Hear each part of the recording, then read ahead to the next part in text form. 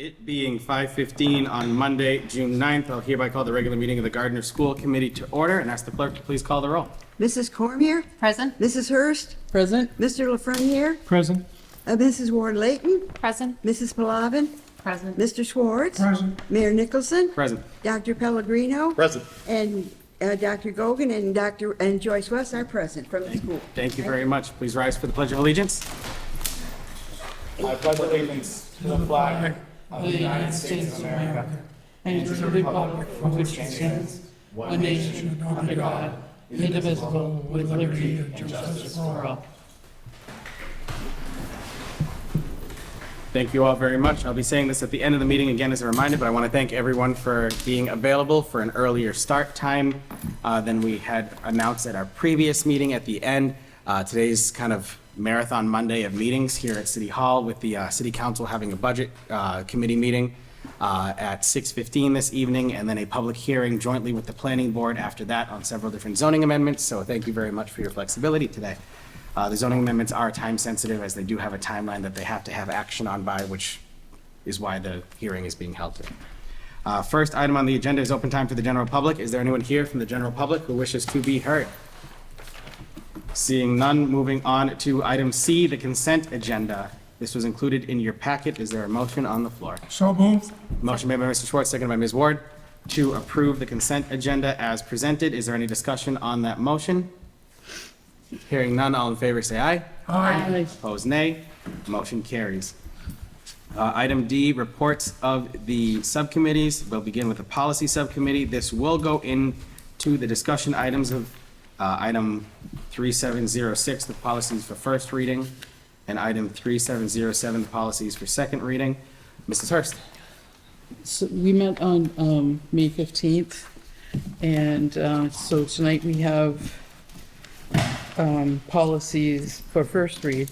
We have BGF, suspension of policies, BIA, new member orientation, CA, administrative goals, CB, school superintendent, CBI, evaluation of the superintendent, CEA, recruitment of superintendent, JICH, alcohol, tobacco, and drug use by students prohibited. Then for second reading, the first one that's listed, ADDA, we're going to table that until we have our next meeting.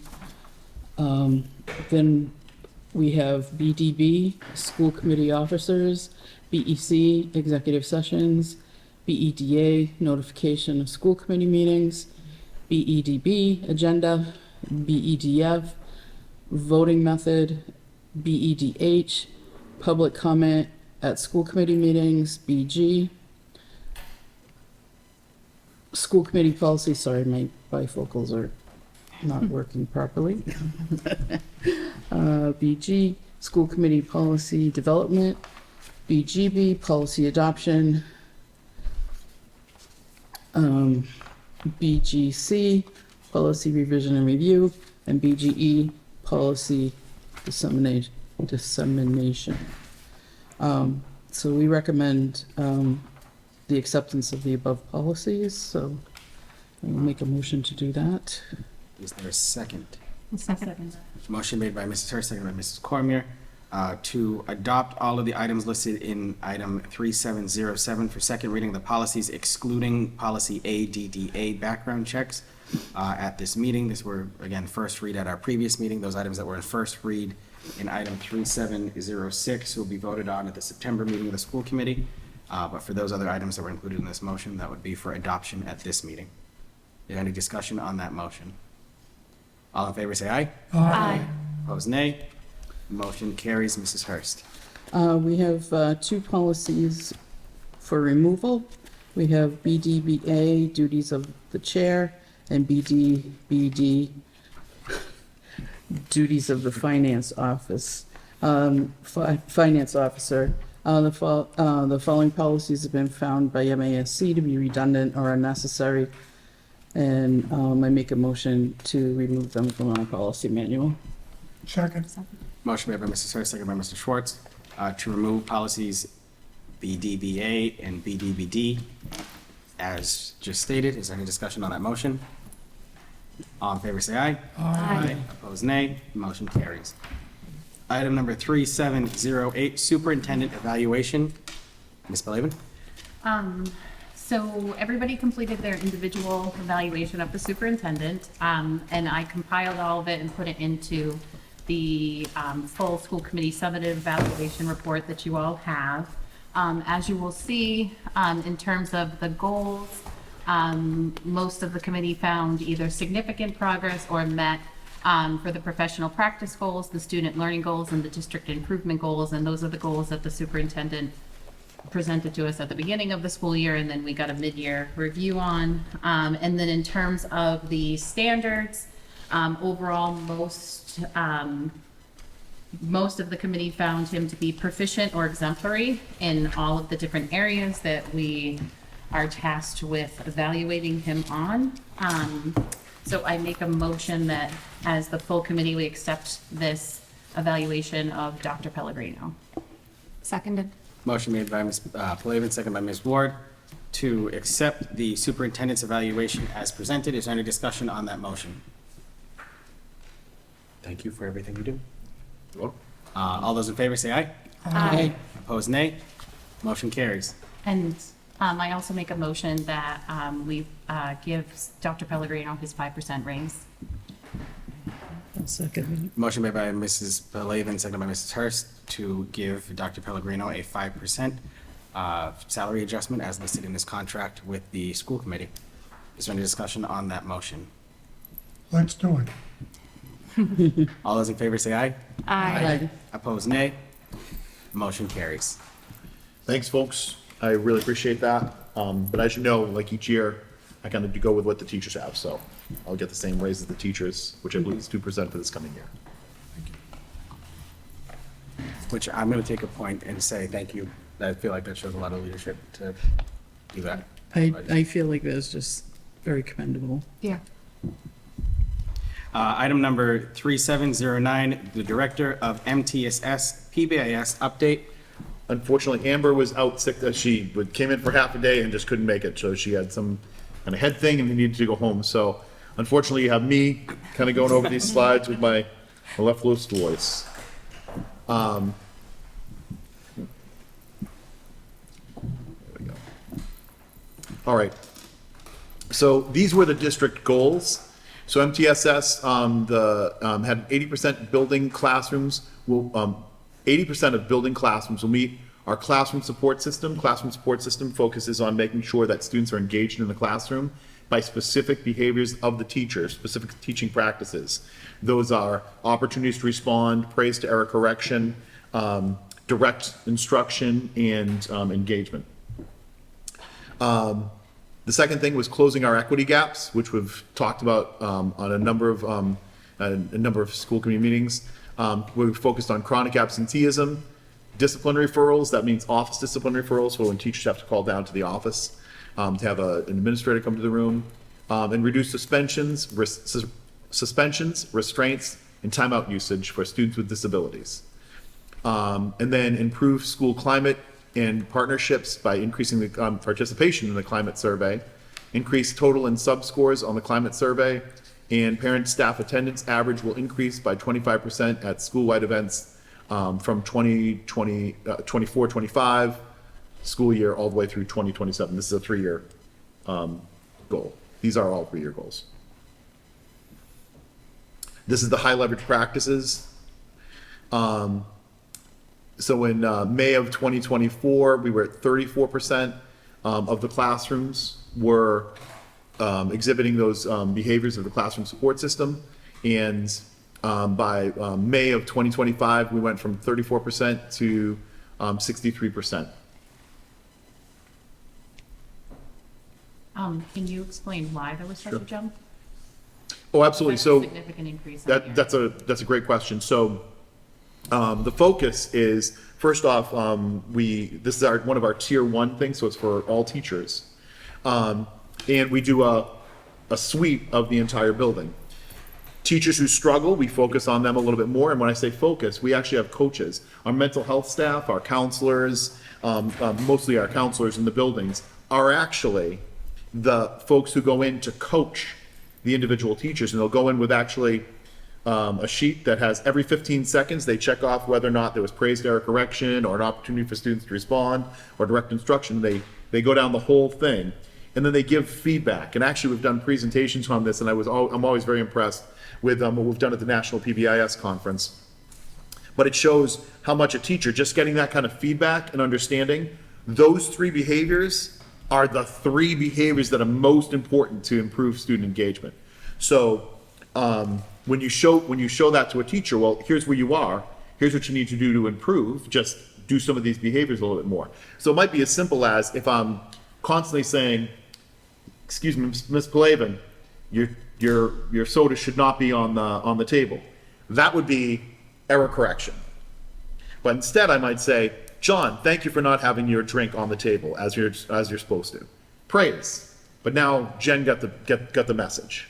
So all of these little things matter so much in creating a positive classroom environment and engaging students. And so we target those teachers who struggle the most with engagement.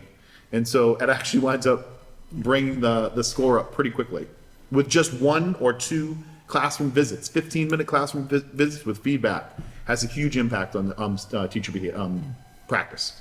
Thank you. Yep. Ask a question, get a full answer. You can never go halfway. Chronic absenteeism for students with disabilities and multilingual learners versus the state accountability targets. So in gray, all the way to the right, are the state accountability targets that we're looking for. And the chronic absenteeism, so this is to get lower. So the lower we are, the better. And as you can see, for GPS districts K through 12, we're a little lower than the state for K through 8. Or actually we're a lot lower. We're slightly above at the high school level. Gardner Academy is different than the rest. But all the other categories over on the right are all, as you can see, below the state averages, except for 8th grade. 8th grade is slightly above. Well, 9 through 12 is slightly above. But as you can see, we made progress in each one. So looking from the end of the year last year where we were to the end of the year this year, every one of the schools and every one of the grades improved. And most of them are below the state targets, which is really what we're looking for. That takes, again, a lot of work from a lot of people making phone calls, trying to engage students, working with families, working with parents. So that really helps. Multilingual learners, similarly, most grades, except for a couple of grades at GHS and the GPS district high school, went up. So compared with last year for multilingual learners. But GES is well below the state average, or the state expectation. And Gardner K through 8 is well below. So high school is one of the ones that we're working on when it comes to multilingual learners. Office discipline referrals. Now, at first you're going to see this, and the number of referrals has gone up. Significantly. It's gone up each year. One of the things we have, though, is a lot more students. And again, what we've been talking about is students with higher needs. And so there are some more office referrals. But the interesting thing is, when you look at the disproportionality, there is no disproportionality or equity gaps for any of our students. The way this works is this is what's called a risk ratio. A risk ratio of 1 is perfect. If everybody was 1, if every subgroup was 1, that means that everybody had the exact equivalent, according to their population size, number of referrals according to that population size. So it takes into account, like if you only have 4 students, it takes that into account as opposed to a lot of students. And so a 1 would be perfect right across the board. So anything below 1 is really good. Anything above 1 is something we want to look at. Disproportionality for us, our threshold is 1.5. Anything higher than 1.5, so that's 1.5 times another subgroup, right? The state's expectation is 3.0. So as you can see, all of our numbers are very low. Most of them, the subgroups that are above 1 are white and students with disabilities. They're slightly above, but they're still not showing disproportionality at even a 1.5, which is our goal. So although the numbers are going up, our disproportionality is going away. So I'm really proud of this particular graph that she put together. And then when you look at suspensions, pulling apart each one, you see GES went down from 10 to 8. GMS is the only school that went up from 107 to 150.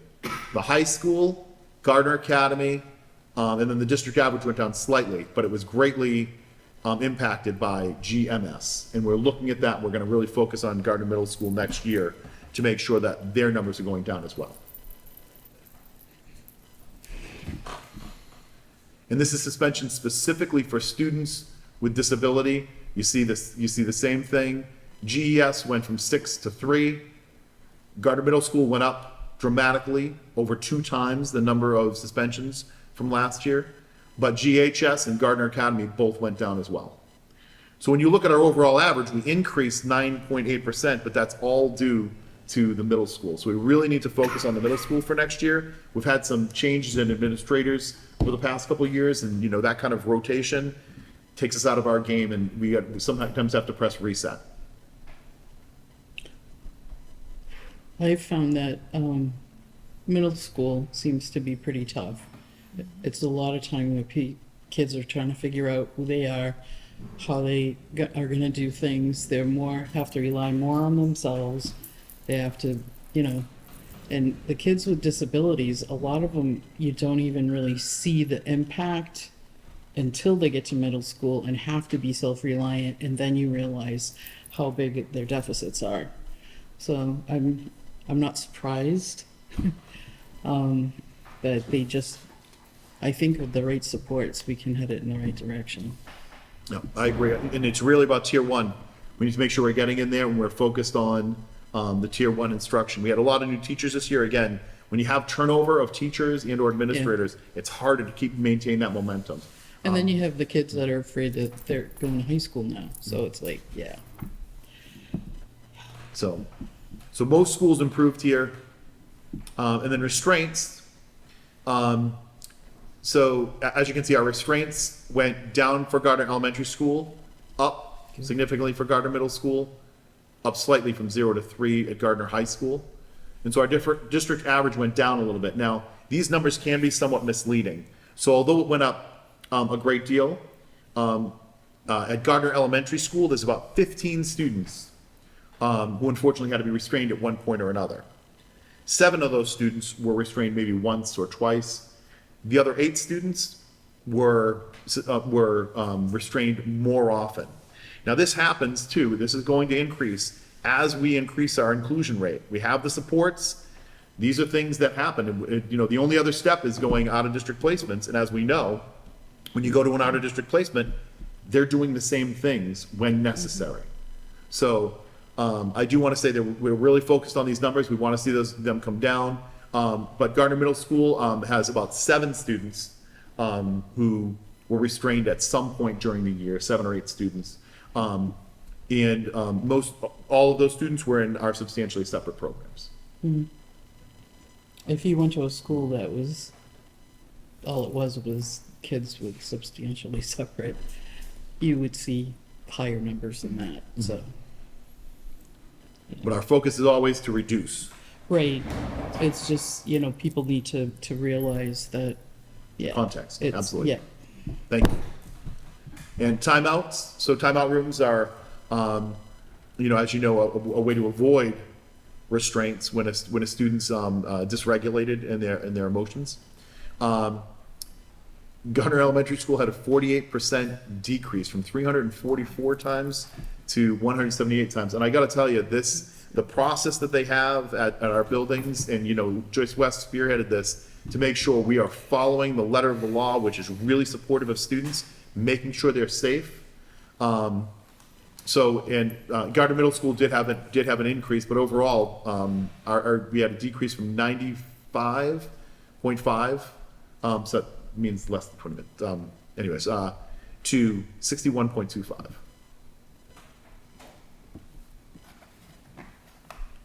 And then family and school partnerships, this is an area that we need to really work on and we really need to focus on. So this is the participation survey, how many people actually took the survey. So our numbers are still down for families, we're at 138. We're almost the same for the students, and for staff, we're a little bit down for that. So we really need to try to figure out what happens of 3 years ago in 2022, 23. What happens that we had, 2 years ago, I should say, what, that number was so high, what did we do differently? And one of the things was we rolled out this, that was the first time we rolled out the survey. So we're trying to figure out how do we blanket it so we get more participation specifically around families. What do you use the survey for? Oh, great question. The survey actually informs how we're doing. So we're constantly trying to look at these numbers and improve how students feel accepted in the school, that they have a feeling of belonging in the school. And so if the numbers are lower than we want, then we question that, and then it changes the practice depending on, what the issue is. So in green, those are the national numbers. That's what you're kind of shooting for. And as you can see, each one of these for the overall average is down a little bit. So we're very focused on the individual indicators. Within that, the outcomes are like the larger numbers, but there's a lot of individual numbers. And similar to what Attorney Plavin was talking about, we're going to focus on those individual factors to try to bring those numbers up. I think some consideration should be given to, you have some families who don't have transportation to be able to come to any events or talks or initiatives. And some even have disabilities, whether it be physical or whatever, and it limits them to be able, they're very active, part of their kids' schooling, but they can't access things. Yeah. So, I mean, I don't know how to remedy that, but it's definitely something that needs to be talked about. And we have done things like we've offered buses and we've offered some childcare. We've done different things to try to break down those barriers. Even like if they can join virtually, anything like that, or any for like data collection instead of physically being someplace, just to have that option. Yeah. Finally, these are the actual family events. So this was our baseline year because we really haven't had this. As you know, we negotiated this in the contract to have events that staff would be going to. And Gardner Elementary School had 4 events, Gardner Middle School had 5 events, Gardner High School had 9 events, and Gardner Academy had 5 events. And those were well staffed by teachers. And if anybody went to the volleyball thing at the elementary school, it was a blast. We had a huge ball, it was about 8 feet in diameter, it was just huge. Kids loved it. So out of our goals, we had 9 goals, and we made progress on 6 of those 9 goals district-wide. And as you know, some of those goals we didn't quite make progress as a district, but some individual schools did make progress. So right now we're at 67% after just 1 year of these goals. So we're going to continue to try to make progress and focus on these particular goals, and hopefully next year we'll be showing you even better numbers. And that was the end. Any questions or comments from the school committee members? It's impressive that it changes every year. And I would encourage anybody who thinks, that it's better out somewhere out there to check their data and see. Just for the benefit of the public, what MTSS stands for. Oh, multi-tiered system of supports. I also. Oh, and our numbers are unbelievable. At the elementary school, for example, typically that top tier is 5%, no more than 5%. We're at 1%. And the next tier, tier 2, is typically a really good school would be 15%. We're at 5%. So I mean, the number where my teams are doing a really good. Yeah, the lower the number, the better. Yes. You're meaning the percentage of students that have to access that tier and have those services. So the kids are accessing the lower level tiers that are helping, so they don't need to access. Exactly. the higher. 94% are Yeah. just need the tier 1. Yeah. Great way to put it. Any other questions, comments, concerns? Thank you very much, Dr. Pellegrino, and to Director Cassavant for putting that together as well. The next item on our agenda, item 3710, Director of School Health Services update. This was included in your packet for information this evening. Is there any questions, comments, concerns? Thank you, Mr. Baker. Moving on to item 3711, Curriculum Coordinator updates. This was included in your packet for information this evening. Are there any questions, comments, concerns? Seeing none, moving on to item 3711, I just did that one, sorry. Thank you, Dr. Gogan. Item 3712, Grant Administrators Update. This was included in your packet for information this evening. Is there any questions, comments, concerns? Seeing none. Item 3713, Special Education Update. This was included in your packet for information this evening. Are there any questions, comments, or concerns? All right, thank you very much, Ms. West. Next, communications, Dr. Pellegrino. I just want to say it's been another great year. Thank you for all your support this year. I do want to say this is a time for us administrators where we kind of really get excited. People ask us if we have a summer. Yes, we do get some time off during the summer, but we're all working. We're going to have our retreat right at central office on the 23rd and 24th, where we kind of lay out our plans for getting ready for the opening of school. And some administrators have homework, and we do all our work during the summer. Small teams get together and make sure that we're all moving forward. I meet with principals a couple times during the summer as well. And then we have a retreat at the end of the summer to say, okay, here's where we are, and now let's get ready to roll the year out. And so this is a really fun time for us. I call it fun, maybe not everybody would call it fun, but it's kind of exciting and quite frankly rejuvenating. But thanks again for your support, and that's all I have to say. Any questions, comments, concerns? Moving on to the next item of the agenda, item G, final comments of the school committee.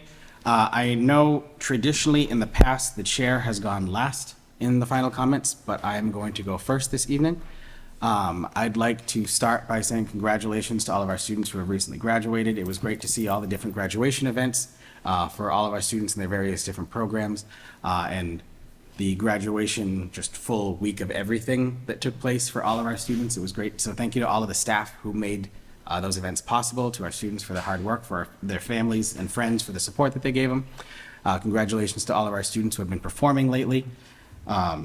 It's really just been a fun time of year for everyone who's been involved. And again, I do want to say thank you to everyone for your flexibility today with the earlier start time, so that we could, I guess, be good neighbors with the city council for the work that they have to do with the FY26 budget, and then also the joint public hearing that's going to be taking place later tonight with the planning board and the city council that's on that tight legal timeline.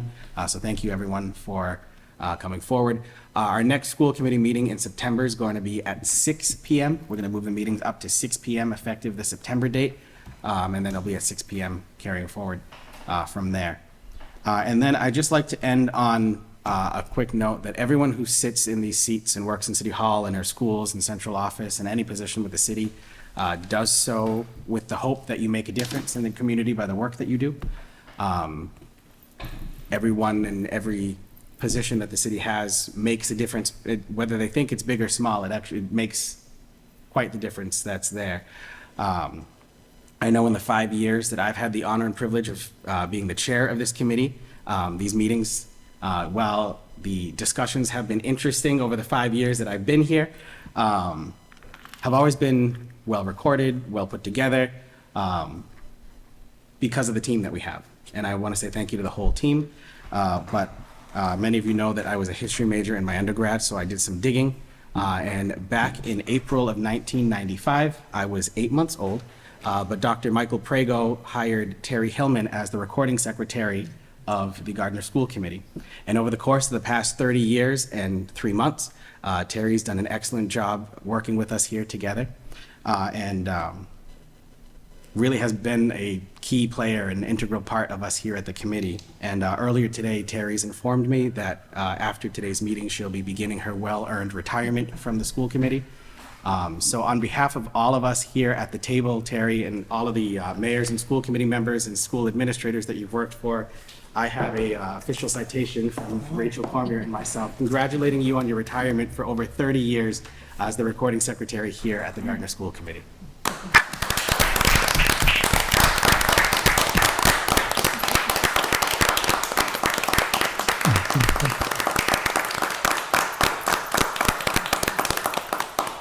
I didn't realize it was over 30 years. Oh, my goodness. Mike, should we get your picture?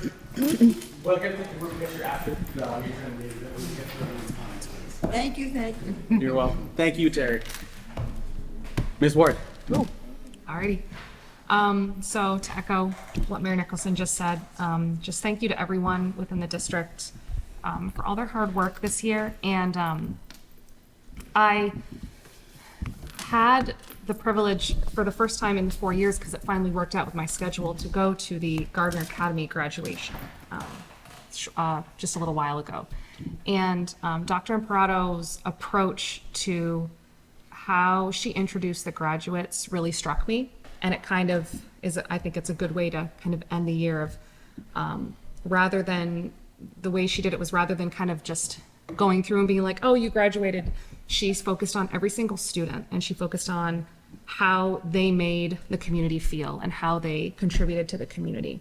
And I just thought it was a really beautiful example of the care and the personalization that the teachers, the staff, the administrators, our custodial staff, our facilities, our administrators, everyone takes with the students here.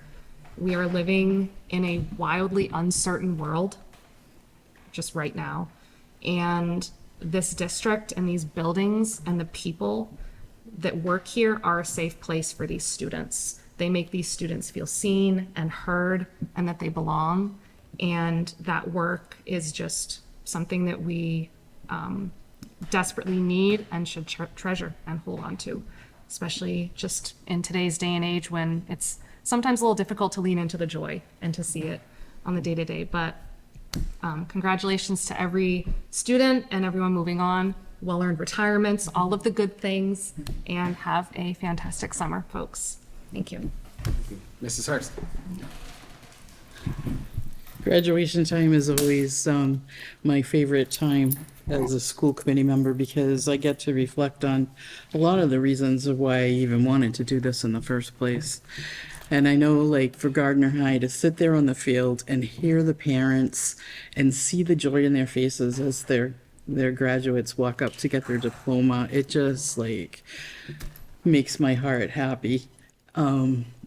Baccalaureate this year was absolutely beautiful. It was very student-centered. And Gardner Academy, when the young lady who spoke was up there, I felt like her and I were kindred spirits. I remember struggling through high school, and if it wasn't for my adjustment counselor and my English teacher, I probably would not have ever made it through high school. And just the way that they presented each student with their strengths and what would be missed about them and those kinds of things really, really was amazing. And Terry, I will miss you. Mm-hmm. I will have nobody to walk outside with anymore.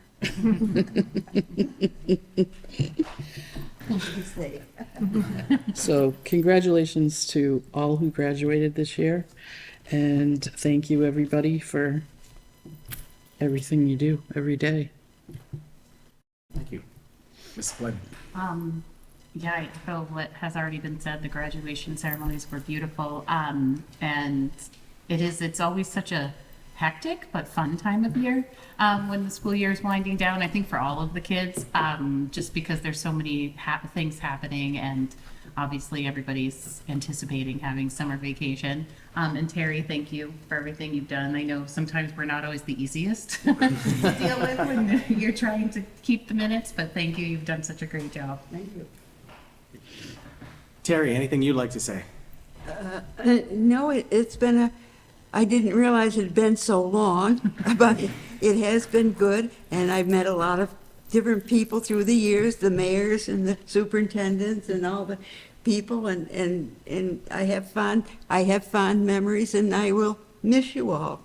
And I know that the schools are going forward. Being here 30 years, I've seen lots of changes, and I know that things are good. Good. Well, thank you very much, Terry. Mr. Schwartz? It's great to see that the school district made such significant improvement in overall goals, and it was great to see that. I attended all the graduations, and I'm just amazed at the college graduates from the Gardner Academy on how well they did and the scores they received.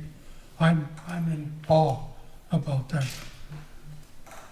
And also I'd like to thank the various businesses in the city and the former graduates of Gardner High School, the rich ones, or ones that were able to give back to the community with the $500,000 of rewards the graduates got this year.